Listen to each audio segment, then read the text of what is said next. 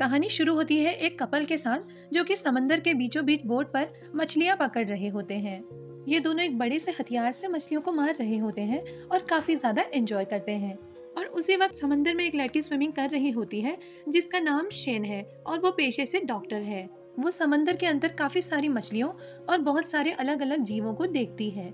अब बोट पर घूम रहे कपल को देखते हैं जो कि काफी देर से एक बड़ी मछली के फंसने का इंतजार कर रहे थे, लेकिन अब तक उनके हाथ कोई भी कामयाबी नहीं लगी थी। तभी उसकी वाइफ कहती है कि उनकी तरफ एक शार्क आ रही है और वो दोनों काफी ज्यादा एक्साइटेड होकर उसे देखने लग जाते हैं। लेकिन ये इनका शिकार बनने नहीं बल्कि इन्हें अपना शिकार बनाने आ रही थी। ये शार्क तेजी से इनकी बोट की तरफ आकर उसके हस्बैंड को निगल जाती है और वाइफ भी बोट से नीचे गिर गई थी। वो किसी तरह खुद को बचाकर बोट के ऊपर पहुंचने वाली ही होती है, तभी शार्क उसे भी निगल जाती है। बोट के आसपास के समंदर का रंग गहरा लाल हो चुका था और यहीं पर इस खूनी खेल की शुरुआत होती है। अब कहानी की हीरोइन डॉक्टर शेन को देखते हैं जो कि समंदर में काफी देर तक स्विमिंग करने के बाद काफी ज्यादा थक चुकी थी और रिलैक्स कर रही होती है। और किनारे पर बैठा हुआ इसकी छोटी बहन का बॉयफ्रेंड इससे कहता है कि मुझे मालूम नहीं था कि तुम्हारे अंदर इतनी अच्छी स्किल्स हैं और तुम इतनी अच्छी स्विमर हो सकती हो, तभी तुम्हारी फिजिक इतनी ज्यादा अच्छी है। तो डॉक्टर शेन उसे थैंक यू कहती है। ये इंसान बिल्कुल भी सही नहीं लग रहा है क्योंकि जिस तरह ये उसकी छोटी बहन का बॉयफ्रेंड है तो इसे किसी दूसरी लड़की को इस तरह से नहीं देखना चाहिए। वैसे ये सिर्फ मुझे लगता है, लेकिन स्टोरी देखने के बाद आपको क्या लगा आप कमेंट करके जरूर बताइए। अब आगे कहानी में देखते हैं कि शेन की छोटी बहन हारिन वहाँ पर आकर अपने बॉयफ्रेंड से कहती है तुम दी से क्या बातें कर रहे थे।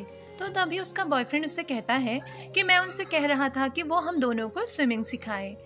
तभी हारिन उसे कहती है कि तुम्हें याद है ना आज मेरा बर्थडे है। तो उसका बॉयफ्रेंड कहता है हाँ, आज मैं तुम्हें एक सरप्राइज गिफ्ट देने वाला हूँ। अब हारिन का बॉयफ्रेंड टिमी उन दोनों को एक याच की तरफ लेकर जाता है जहाँ पर कि वो उन दोनों की तस्वीरों को ले रहा था। तभी वहाँ पर एक लड़की आती है तो शेन हारिन से पूछती है कि ये लड़की कौन है।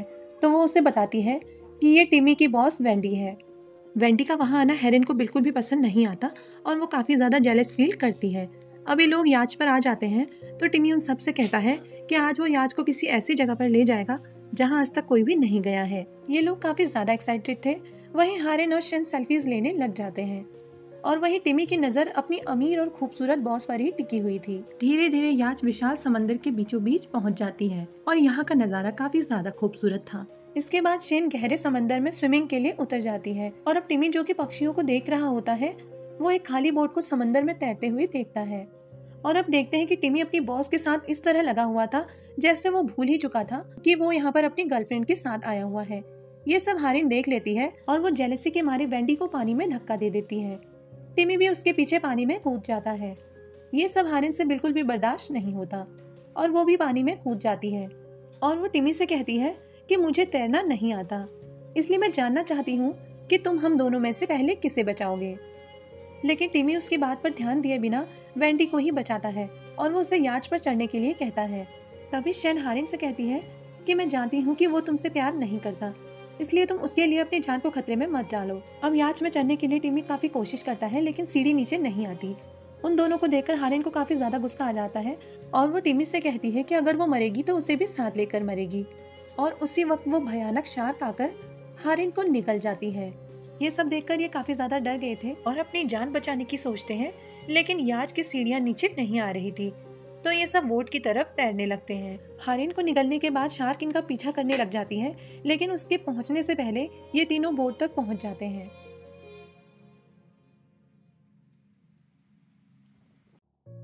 तभी देखते हैं कि बेटी का पैर शेन बोट में चलते लोहे की तरफ से खुद को बचाने की कोशिश कर रही होती है। खून बह रहा है, लेकिन शेन एक सर्जन थी तो वो टिमी के स्लीव्स को काटकर वेंडी के ब्लड को रोकने की कोशिश करती है। काफी ज्यादा खून बहने की वजह से वेंडी बेहोश होने लगती है तो शेन कहती है इसे हमें जल्द से जल्द हॉस्पिटल पहुंचाना होगा। लेकिन बोट अपनी जगह से कहीं भी नहीं जा सकती थी क्योंकि वो समंदर की गहराई में पड़ी एक भारी लोहे की चीज से बंधी होती है। और इसके बाद ये दोनों पूरी ताकत के साथ रस्सी को खींचने की कोशिश करते हैं, लेकिन रस्सी काफी मजबूती के साथ बंधी हुई थी। शेन हिम्मत नहीं हारती और पानी के अंदर रस्सी को खोलने के लिए कूद जाती है। वो वहाँ पर रस्सी को खोलने की काफी ज्यादा कोशिश करती है, लेकिन रस्सी बिल्कुल भी नहीं खुल रही थी। तभी वो देखती है कि शार्क भी बोट के नीचे ही तैर रही है और वो कभी भी हमला कर सकती है। शार्क से बचने के लिए वो खुद को छुपाने की कोशिश करती है बोट पर टिमी शार्क के हमले से बचने के लिए हथियार को पकड़कर बैठा हुआ था। तभी वेंडी को होश आने लगता है तो टिमी उसके पास जाता है और उससे बताता है कि शार्क के हमले की वजह से तुम्हारे पैर में चोट लग गई। वो उससे बताता है कि तुम्हारी जान बचाने में डॉक्टर शेन ने हमारी मदद की है। तभी वेंडी पूछती है कि डॉक्टर शेन कहाँ है, तो टिमी उसे बताता है कि वो पानी के अंदर बोट की रस्सी को खोलने गई हुई है। काफी कोशिशों के बाद फाइनली वो रस्सी को खोल ही लेती है। अब शेन देखती है कि शार्क वहाँ से चली गई है तो वो चुपके से रस्सी को पकड़कर बोट तक पहुँच जाती है। वेंडी शेन को अपनी जान बचाने के लिए थैंक यू कहती है तो शेन उससे कहती है कि मैं एक डॉक्टर हूँ तो ये मेरी ड्यूटी थी, लेकिन हेरन की बहन होने के नाते मुझे ऐसा नहीं करना चाहिए था, क्योंकि शेन जानती है कि हेरन की मौत के पीछे कहीं ना कहीं टिमी और वेंडी ही जिम्मेदार है। वेंडी गिल्टी फील कर रही होती है। तभी शेन उन्हें कहती है कि हमें अपने हाथों से पानी हटाकर बोट को याच तक पहुंचाना होगा, तभी हमारी जान बच सकती है। और ये लोग ऐसा ही करते हैं, हाथ से बोट के पानी को पीछे की तरफ करने लग जाते हैं। ऐसा करते हुए बोट आगे तो बढ़ रही होती है, लेकिन काफी धीमे से। तेज धूप और काफी देर से प्यासे रहने की वजह से इनके बॉडी की एनर्जी भी धीरे धीरे खत्म हो रही थी, लेकिन अभी भी याच की दूरी कम नहीं हुई थी। काफी ज्यादा थक जाने की वजह से टिमी को अब गुस्सा आने लगता है और वो शेन से कहता है कि हमारी इस हालत की जिम्मेदार सिर्फ और सिर्फ हेरन है। वो कहता है मैं तो उससे प्यार भी नहीं करता था, वही मेरे पीछे पड़ी थी, और आज मैं वेंडी को भी यहाँ पर इसलिए लाया ताकि मैं उससे अपना हमेशा के लिए रिश्ता खत्म कर सकूं। वो कहता है कि मुझे उसकी मौत से भी कोई फर्क नहीं पड़ता। तभी शेन को गुस्सा आ जाता है और वो उसे एक जोरदार थप्पड़ लगाती है। इन लोगों में बहस हो ही रही होती है, तभी शार्क दोबारा से बोट पर हमला कर देती है और ये लोग काफी ज्यादा डर जाते हैं। जान बचाने के लिए टिमी शार्क पर हथियार से हमला करने लग जाता है। शार्क कई बार बोट पर हमला करती है, लेकिन वो लोग किसी तरह खुद को संभाल रहे होते हैं और अब वो शार्क बोट के नीचे से हमला करती है। इस वजह से बोट पूरी तरह पलट ही गई होती है और तभी शार्क इन्हें निगलने के लिए बोट के ऊपर से गुजरती है।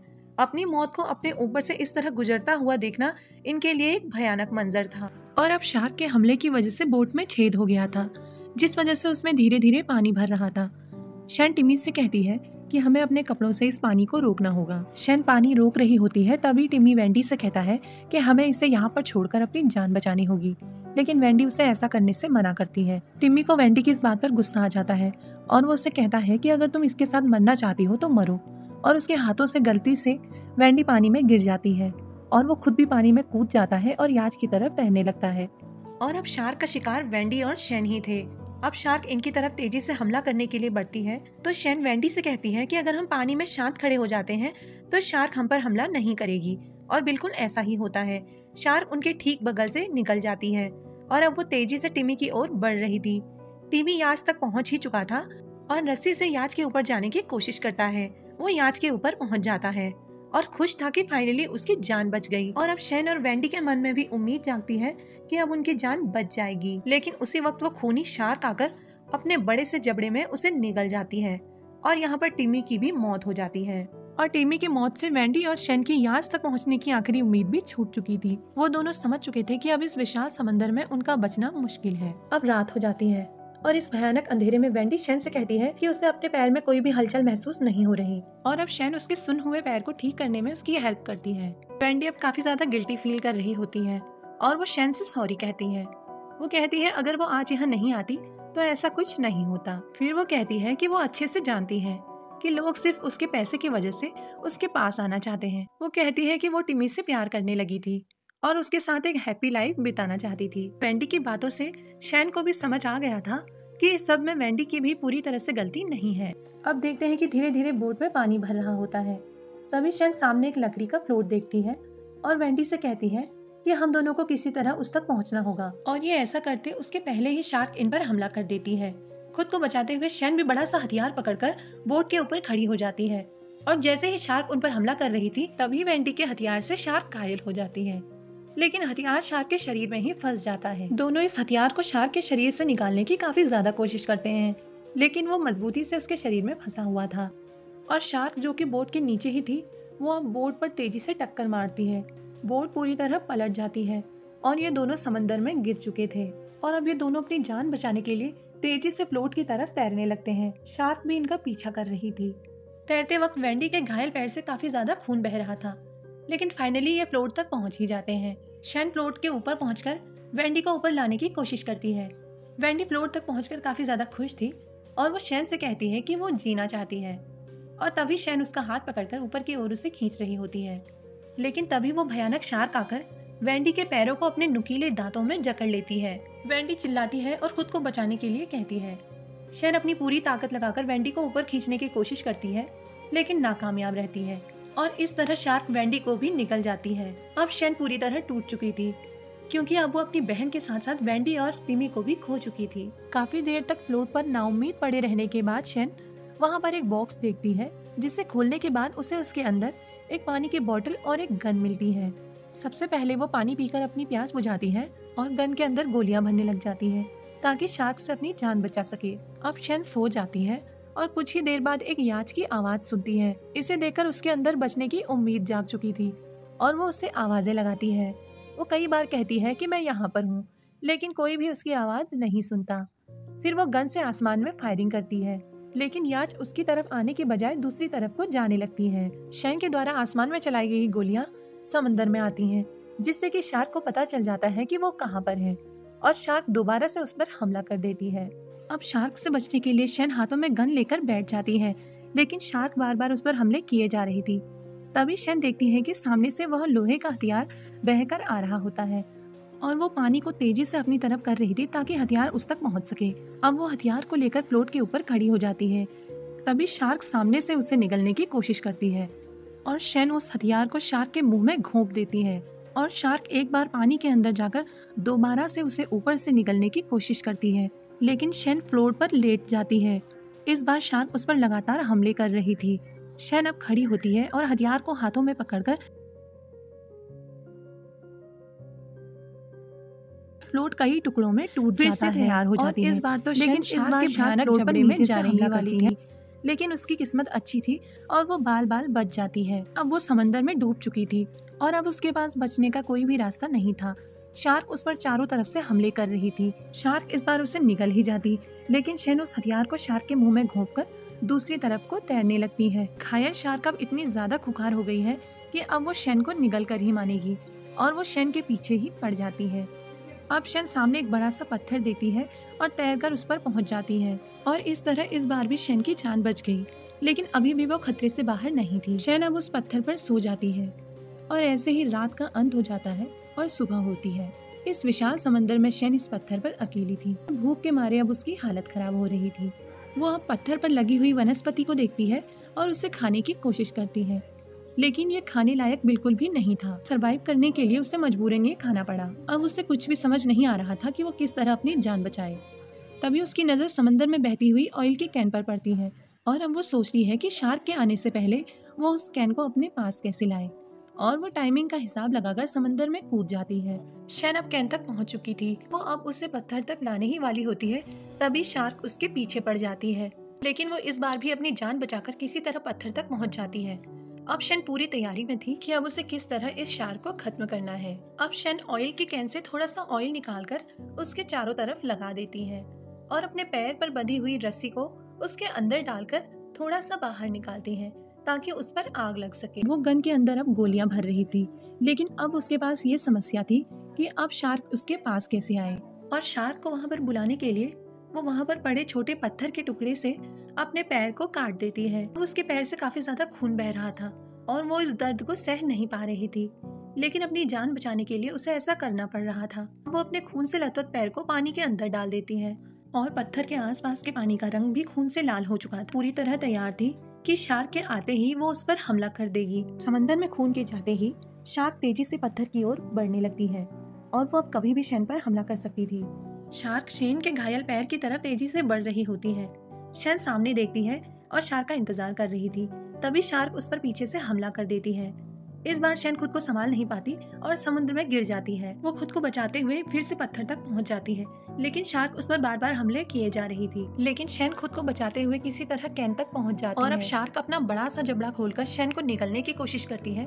तभी शैन ऑयल के कैन को शार्क के मुंह में डाल देती है और उसी वक्त शैन शार्क के मुंह में पड़ी ऑयल के कैन पर शूट कर देती है। कैन जोर से ब्लास्ट हो गई थी और उस भयानक शार्क के परखच्चे उड़ जाते हैं। ब्लास्ट इतना भयानक था कि शैन भी समंदर में डूब जाती है। वो बेहोश थी, लेकिन कुछ देर में उसे होश आ गया था। वो अब तैरकर समंदर के ऊपर आती है और याच की तरफ बढ़ने लगती है। काफी मुसीबतों से लड़ने के बाद फाइनली शन अपनी जान बचाने में कामयाब हो जाती है और इस तरह उस भयानक शार्क का खात्मा भी हो जाता है और वो मरी हुई समंदर में डूब रही होती है। तभी देखते हैं कि उससे भी 100 गुना बड़ी शार्क उसे अपने मुंह में निकल रही होती है और यहाँ पर कहानी का अंत हो जाता है।